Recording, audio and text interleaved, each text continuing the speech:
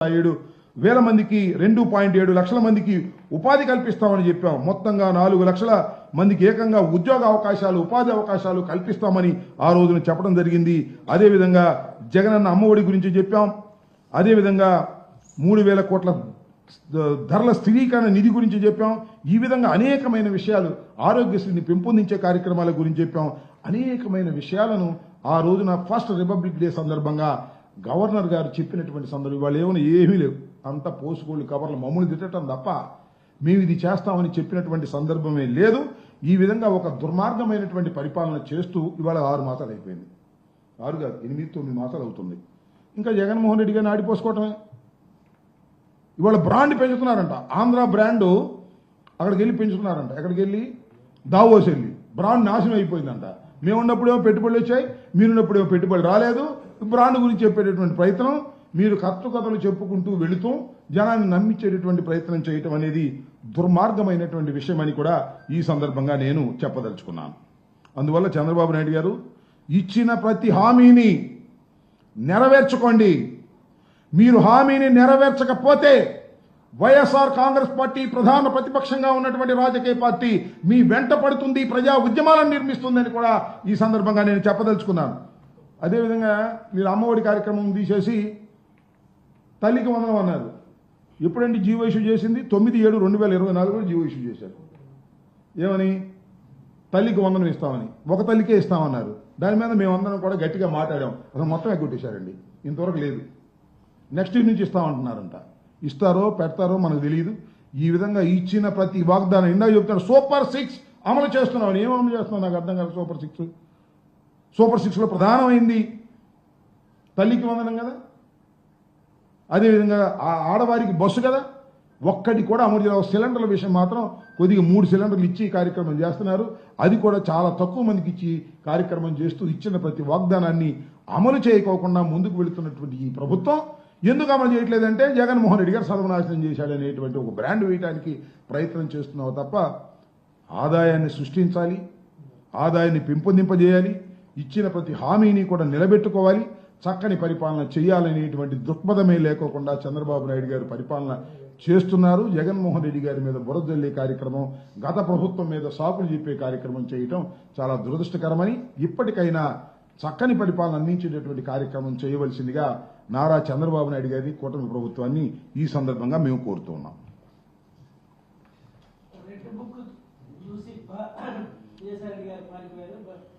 Red book చూసి ఎందుకు పారిపోతారు? రెడ్ బుక్ చూసి ఎవరు పారిపోలేదు. ఆయన రాజకీయాల నుంచి విరమించాడు. అది ఆయన స్పష్టంగా చెప్పాడు కదా. రెడ్ బుక్ చూసి భయపడేవాడు ఎవ్వడు లేడు. ఆ రెడ్ బుక్ను చూసి నువ్వే భయపడే రోజు వస్తుంది. నీ చేతిలో రెడ్ బుక్ పెట్టుకున్నందుకు, పట్టుకున్నందుకు నువ్వే భయపడాల్సినటువంటి పరిస్థితి త్వరలోనే వస్తుందనే విషయాన్ని కూడా గుర్తుపెట్టుకోమని మనవి చేస్తున్నాం. రాసుకోవటం కాదు, ఆయన వేధిస్తున్న వేధింపులకు ప్రజలు తిరుగుబాటు చేసే పరిస్థితి వస్తుంది. ఆయన వాళ్ళ ఎర్ర బుక్ అని చెప్పి దానిలో ఏ పిచ్చి మాటలు రాసుకుని అందరి మీద కేసులు పెట్టి గందరగోళం చేస్తున్నారు కదా. వాటికి ప్రతిఫలం నారా చంద్రబాబు నాయుడు గారి కుమారుడైన లోకేష్ అనుభవించక తప్పదు. అది నా అభిప్రాయం. మారనని చెప్పాడు ఆయన. ఉండబోదు మనం ఏం చేస్తాం? ఇప్పుడు ఆయన ఏం చెప్పాడు? ఇంకొక విషయాన్ని ఇక్కడ గుర్తుపెట్టుకోవాలి. మీరు మంచి ప్రశ్న అడిగారు, చాలా సంతోషం. విజయసాయిరెడ్డి గారిని అప్రూవర్గా మారమని ఆయన మీద చాలా ఒత్తిడి వచ్చిందని ఆయన చెప్పాడు. అన్న నాకు తెలియదు, ఇంతవరకు తెలియదు. మాకు బాగా సన్నిహితమే కదా, మాతో ఎప్పుడు చెప్పడా. అప్రూవర్గా మారమని ఆయన మీద ఒత్తిడి చేశారంట. నిజం, కేసులో నిజం ఉంటే అప్రూవర్గా మారమని ఒత్తిడి చేసిన అవసరం ఉంది. అంటే ఆయన మీద ఒత్తిడి చేసి ఆయన మీద దొంగ సాక్ష్యం చెప్పించుకుని జగన్మోహన్ రెడ్డి గారి మీద కక్ష తీర్చుకోవాలనుకుంటున్నారన్నమాట. ఎవరి వాళ్ళు? విజయసాయి రెడ్డి గారు చెప్పాలి. అప్రూవర్గా మారమని నా మీద ఒత్తిడి వచ్చినా నేను అప్రూవర్గా మారలేదు, నిలబడ్డాను అని చెప్పాడు. ఆ ఒత్తిడి చేసిన వారు ఎవరో విజయసాయి రెడ్డి గారు చెబితే తప్ప తెలియదు కాబట్టి మరి అదే ఆయనే నేను చెప్పాల్సిన అవసరం ఉంటుంది. చెబితే, లేకపోతే మానుకోవాల్సిన అవసరం ఉంటుంది. అప్రూవర్గా మారాల్సిన అవసరం ఉంది శర్మ గారు. నా మీద నిజంగా ఏదైనా కేసు ఉంటే, దానిలో వాస్తవం ఉంటే అప్రూవర్గా మారాల్సిన అవసరం ఉంది. ఒత్తిడి చేయాల్సిన అవసరం ఏముంది? అంటే there is no evidence against Jaganmohan Reddy గారు అనేది చాలా క్లియర్గా అర్థమవుతుంది అనమాట. ఎవిడెన్స్ లేకోకుండానే జగన్మోహన్ రెడ్డి గారిని 16 మాసాలు జైల్లో పెట్టారని అర్థమవుతుంది. ఎవిడెన్స్ లేకోకుండానే జగన్మోహన్ రెడ్డి గారి మీద సాధించాలని రాజకీయ కక్షతో చేస్తున్నారని అర్థమవుతుంది దీన్ని బట్టి. ఓకే, ఏంటి మళ్ళీ జైలుకి పంపించే ప్రయత్నం ఎవరు చేస్తున్నారంటావు? నువ్వా? ఎవరు చేస్తున్నారని? అప్రూవ్గా మారితేనా? ఎవరు? ఆయన మారనని చెప్పాడుగా. అప్రూవ్గా మారుతామా లేకపోతే ఇంకోటి ఏది? ఇప్పుడు చంద్రబాబు నాయుడు గారికి ఈ రాష్ట్రం బాగుపడాలని, ఈ రాష్ట్రంలో అభివృద్ధి కార్యక్రమాలు జరగాలని, ఈ రాష్ట్రంలో ఇచ్చిన ప్రతి వాగ్దానాన్ని సంక్షేమ కార్యక్రమాలని నిలబెట్టుకోవాలనేటువంటి కోరిక కన్నా ఏదో ఒక విధంగా జగన్మోహన్ రెడ్డి గారిని ఇబ్బంది పెట్టాలి, ఏదో ఒక విధంగా జగన్మోహన్ రెడ్డి గారిని లోపల పెట్టాలి అంటే ఎదుటి వాళ్ళు నష్టపోతే తప్ప నేను బతకలేననే పరిస్థితిలోకి వచ్చాడు. తన పార్టీని తాను కాపాడుకోవాలి తప్ప ఎదుటి పార్టీ సర్వనాశనం అయితేనే నేను బాగుపడతా అనే ధోరణికి వచ్చాడు. కాబట్టి అతన్ని మన నారా చంద్రబాబు నాయుడు గారిని ఆ భగవంతుడు కూడా కాపాడలేడు.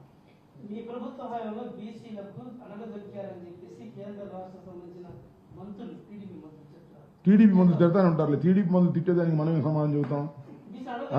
వాళ్ళు రోజు అయ్యే చెప్తుంటారు. మేము చేసినంత బీసీలకి, ఎస్సీలకి, ఎస్టీలకి ఎవరు చేయలేదని అందరికీ తెలిసినటువంటి సత్యమే. టీడీపీ మంత్రులు మాట్లాడుతూనే ఉంటారు. ఏమండి,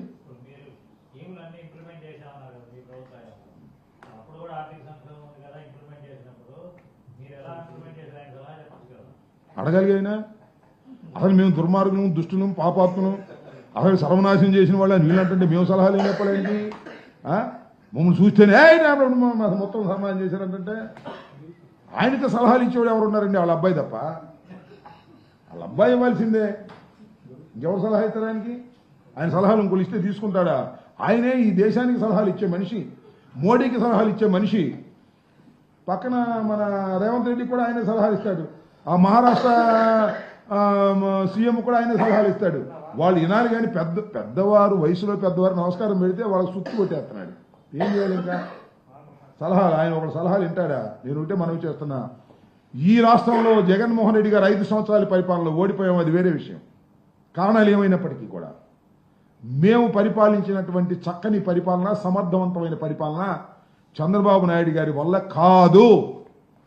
కాకపోతే చంద్రబాబు నాయుడు వల్ల కాదు అంటే అయ్యో ఆయన చాలా గొప్పోడండి, కోటేసుకోకుండా దావోస్ వెళ్ళాడు, ఆయన మీరు మాట్లాడతారా? అద్దం బయలుపోయి మంచు కురిసినా కూడా నిద్ర పట్టకపోయినా సరే వెళ్ళి ఇండస్ట్రియలిస్టుల కోసం పోరాడినటువంటి మహానుభావుడు అని కట్టుకథలు చెప్తూ ఉంటారు. అసలు ఈ రాష్ట్రంలో డబ్బులు పెంచింది ఆయనని. డబ్బులు అంటే ఓట్లు కొనడానికి ప్రారంభించిందే నారా చంద్రబాబు నాయుడు. అక్కడ ఎమ్మెల్సీని కొన్నాడు సాక్షాత్తు, అది అందరికీ తెలుసు.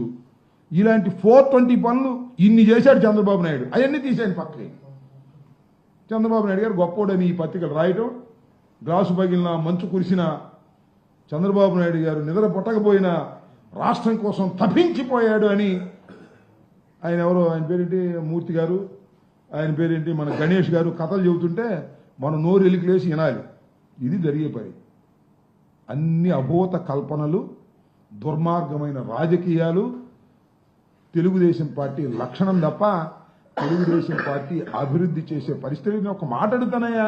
5 సంవత్సరాల పాటు ఈ రాష్ట్రంలో ముఖ్యమంత్రిగా పనిచేసి అమరావతిని ఏం చేసావో చెప్పని అడుగుతా ఉన్నా. ఇవాళ మేమేదో నాశనం చేసామంటున్నాం కదా, ఏం చేసావు అమరావతిలో? ఎన్నో వేల కోట్లు ఖర్చు పెట్టావు కదా. జగన్మోహన్ రెడ్డి గారు రిషికొండలో కట్టినటువంటి ఒక బిల్డింగ్ లాంటిది కట్టావు నువ్వు. ఒక్క బిల్డింగ్ అట్లాంటిది కట్టలేకపోయావు. జగన్మోహన్ రెడ్డి గారు బిల్డింగ్ కట్టాడని ఇవాళ లబోదిబోమని బాధపడిపోతున్నారు. మొన్న ఆయన అడిగితే చెబుతున్నాడు ఎవరు, లోకేష్, ఏమండి ఆ బిల్డింగ్ ఏం చేస్తారంటే ఏం చేయాలో మాకు అర్థం కావట్లేదండి అని. ప్రభుత్వం బంగ్లా కట్టిస్తే జగన్మోహన్ రెడ్డి గారు ఏం చేయాలో అర్థం కావట్లేదు అంత బ్రహ్మాండమైన బిల్డింగ్ వైజాగ్లో. Vizag is a developing town. భారతదేశంలోనే వైజాగ్ అనేది గ్రోయింగ్ టౌన్. హైదరాబాద్తో పోటీగా పెరుగుతున్నటువంటి పట్టణం అది. ఆ పట్టణంలో ఒక అద్భుతమైన బిల్డింగ్ కడితే ఏం చేయాలో నాకు అర్థం కావట్లేదు అనేటువంటి పరిస్థితికి కూటమి ప్రభుత్వం వచ్చిందంటే వాళ్ళకి అసలు ఏం తెలియదని నాకు అర్థమవుతుంది.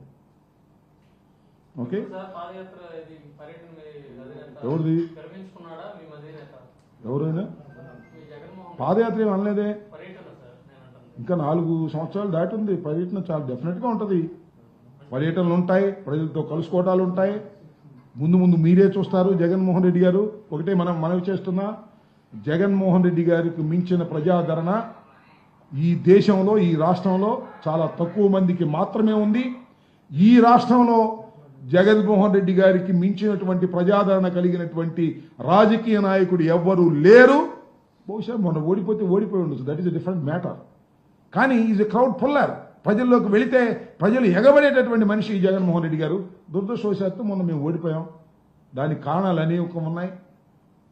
5-6 గెలిచారు. ఇవన్నీ చాలా ఉన్నాయి ఇష్యూస్. తప్ప జగన్మోహన్ రెడ్డి గారు ప్రజల మధ్యకి వస్తాడు, చూడండి. పర్యటన చేసే నాటికి వికెట్లు ఒక్కొక్కటి పడుతూ ఉన్నాయి ఆల్రెడీ. వికెట్లా అక్కడ ఉందే జగన్మోహన్ రెడ్డి గారే మెయిన్ వికెట్. కడవాయన్ని వికెట్సే కాదు. వాసిరెడ్డి పద్మ, విజయసాయిరెడ్డి లాంటి వాళ్ళు అందరూ వెళ్ళిపోతున్నారు. కొంతమంది రాజీనామా వెళ్ళిపోయారా? ఇంకా వెళ్ళిపోతారు కొంతమంది. వెళ్ళండి. జగన్మోహన్ రెడ్డి గారు 2014లో ఓడిపోయిన తర్వాత ఎంతమంది వెళ్ళిపోయారు చెప్పండి. చంద్రబాబు నాయుడు గారు 2019లో ఓడిపోయిన తర్వాత ఎంతమంది వెళ్ళిపోయారు చెప్పండి. ఏమన్నా సుజనా చౌదరి ఎక్కడైనా, సీఎం రమేష్ ఎక్కడైనా, వీళ్ళందరూ ఎక్కడి నుంచి వచ్చారు? చంద్రబాబుకు లెఫ్ట్ అండ్ రైట్ లేదా? సుజనా చౌదరిని, సీఎం రమేష్ మన తర్వాత ఊడిపోయి వెళ్ళిపోయారుగా. అధికారం లేనప్పుడు చాలా మంది వెళ్ళిపోతారు. అది వైసీపీకి మాత్రమే పరిమితం కాదు, తెలుగుదేశానికి కూడా అదే జరిగింది. తెలుగుదేశం ఆగి